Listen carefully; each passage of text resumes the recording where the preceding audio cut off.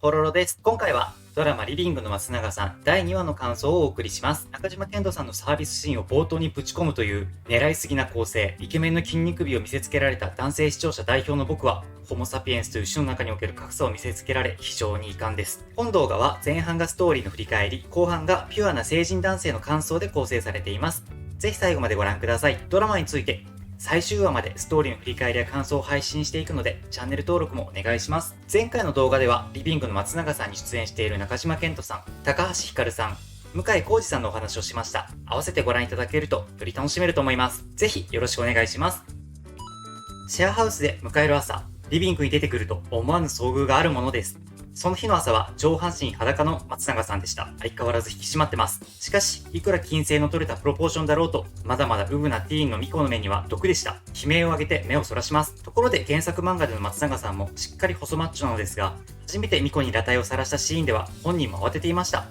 それに比べ全く動じないドラマ版松永さん、デリカシーがありません。ミコの前で繰り返し脱いでいることをついに大貫さんにたしなめられます。しかしそんなことはどこ吹く風。今晩ミコの歓迎会をするぞ。世話好きの松永さんは下り顔で告げました。ミコは大喜び。ミコを見送った後、松永さんはばったり出くわしたオーナーにも歓迎会の誘いをします。しかし、その日のうちに海外に立つオーナーは残念ながら不参加。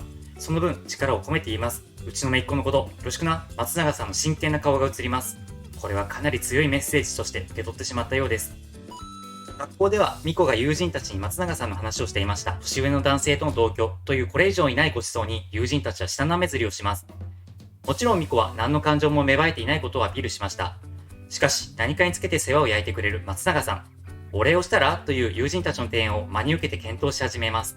夜、歓迎会が開かれます。ミコはオレンジジュース、大人の皆さんは赤ワインで乾杯。今まで味わったことのない楽しい雰囲気に気分が高揚します。鈴木さんがミコに尋ねます。彼氏とディナーとかしないの？鈴木さんはすぐに女性に手を出すことで有名。大貫さんが注意を呼びかけます。ミコは慌ててそのような相手がいないと言います。そこに横やりが入りました。松永さんです。ミコに手を出したらぶっ飛ばす。それを聞いた鈴木さんは、別にいいじゃん、恋は自由なんだから、と反論します。どうやら本当に手を出すつもりのようです。松永さんはピシャリと跳ねのけました。俺には保護者としての責任がある。つまり、鈴木さんはミコの相手として的確ではないと考えているのです。シェアハウスにはルールがあります。保護者として目覚めた松永さんは、ミコのために追加のルールを設けました。一つ、門限5時半。悪い遊びを覚えさせる隙を与えません。一つ、無駄遣い禁止。口座も全部管理。何を買ったのか、逐一報告させれば安心です。さらに一つ、早寝早起き。いいぞいいぞ、松永さん。ミコは愕然とします。しかし、ルールの遵守を凄まれ、ミコはうなずくしかありませんでした。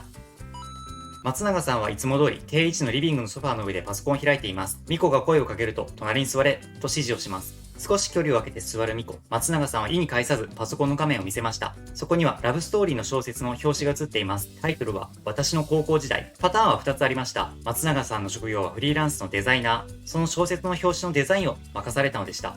しかし、その小説の購買層である若い女の子に受ける可愛いが彼には理解できません。そこでミコにアドバイスを求めたのでした。さて、肝心のデザインはというと、ダサい。どちらも神社の恋愛祈願のお守りみたいです。しかし、それを率直に伝える勇気がミコにはありません。当たり障りなく、どっちも可愛いと伝えますが、松永さんは唇の端を釣り上げ、ふんと鼻を鳴らします。どっちが可愛いかを聞いている。松永さんはこれらのデザインが可愛さの最低ラインを上回っていると自負しているようです。残念な松永さん。しかし、本人は至って真剣です。ミコは覚悟を決めて言いました。どっちもダサいです。その発言に松永さんは硬直しました。一瞬のクールタイムの後、隠しきれない動揺を表情に浮かべ、松永さんはありのままの真実を受け入れました。後日、松永さんは小説の想定を発注した出版社の女性と会っていました。日常的に松永さんに仕事を発注しているようです。デザイン悩む松永さんの姿を見て、彼女は意外そうな表情を浮かべます。普段だったら絶対に自分の意見を曲げないからです。そういえば、ミコと出会った時も顔を通そうとしていました。電話の相手は彼女だったのかもしれません。不得手な仕事を前に他のデザイナーに仕事を振ってくれて構わないと弱気な姿勢を見せますが、何を期待しているのか、彼女はその提案を拒絶しました。家に帰った松永さん、在宅していた大貫さんにミコの所在を尋ねると、まだ帰っていないとのこと。すでに5時半を過ぎており、松永さんは思わず目を向きました。その後、8時になってもミコは帰らず、電話にも出ません。特段心配をしていないシェアハウスの面々でしたが、価値観が昭和の松永さんだけは苛立ちと心配で落ち着きません。大貫さんと鈴木さんに、束縛が厳しかったからじゃないのかと言われ、松永さんは動揺します。設けたルールが自分の独りよがりだったことに気づき、松永さんは後悔の念に駆られました。そこへ服部さんが帰宅します。彼女は友人に誘われてカラオケへ向かったミコを目撃していました。ただ楽しんでいるだけと知った松永さん、門限が破られたのは昇進が原因ではないことを知り、怒って家を飛び出しました。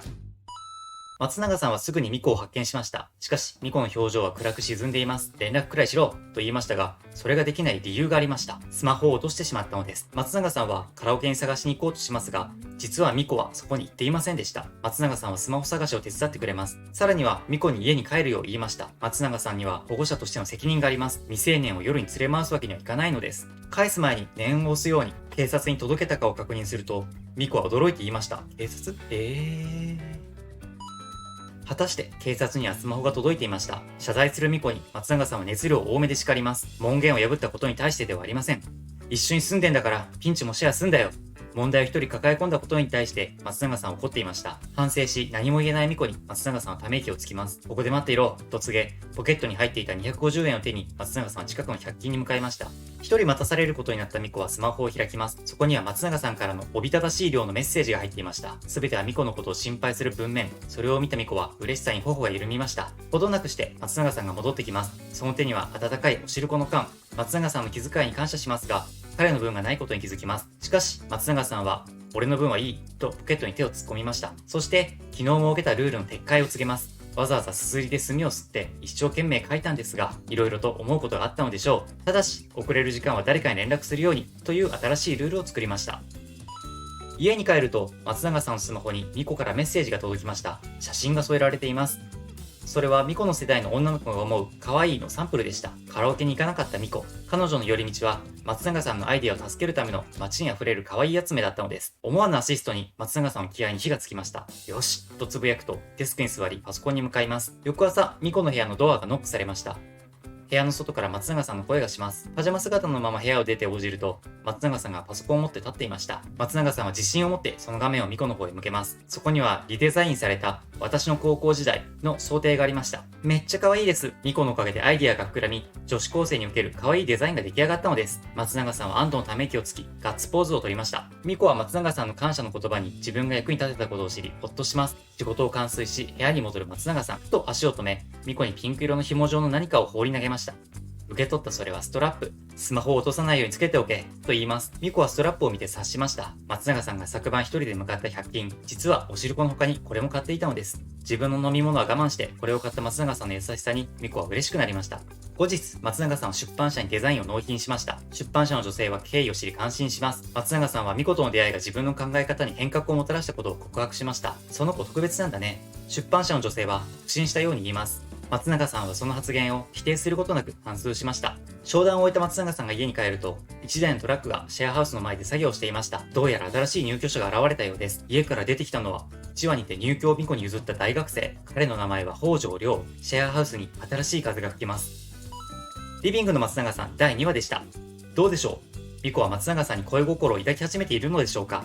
友人たちがシェアハウスでの行為に湧いていたのが気になりました。自分が意識しなくても周りの人間が盛り上がっていると気になっちゃいますよね。これ男女問わずですよね。なあ、絶対英子はホロロのこと好きだって。英子のことよく知らないしな。ドキドキ。それと、優しくされたらすぐ好きになっちゃう現象。あるあるですよね。天津さえ、この子、僕に気があるのではと、一人で勝手に恋の暴走特急を走らせがちです。女子は違います？男子だけ？僕の周りはそんなのばかりでしたよ。昔の僕の友達に言いたい。トイレに行っている間に代わりに給食セットを広げたくらいで調子に乗るなと。いや、本当にあったんですって。ミコは松永さんの優しさをどう受け取っているのでしょうか。まだ強く意識はしてないように見えますが、漫画版は違います。鈴木さんがミコに接近した時の松永さんの発言、ミコに手出したらぶっ飛ばす。原作漫画ではこの発言でミコはすでにときめいちゃっています。ドラマではこの後すぐに松永さんが保護者としての責任を明言するので、ミコが意識することはありませんでした。1話でもそうでしたが、ドラマではじっくりと恋の感情に気づいていくようです。そうそう、ソファーに座っている松永さんが、ここに座れと自分の隣に誘ったシーン、あれは女性の皆さんどうですか？ありですか？ミコはちょっと離れて座っていました。松永さんはまだ全く意識をしていないので、それで傷つくことはないですけど、これが恋愛ゲーム真っ只中の2人なら静かな心理戦が繰り広げられるのでしょうね。リビングを我が物顔で使っている松永さんですから、今後もソファで隣り合うシーンはあるはず。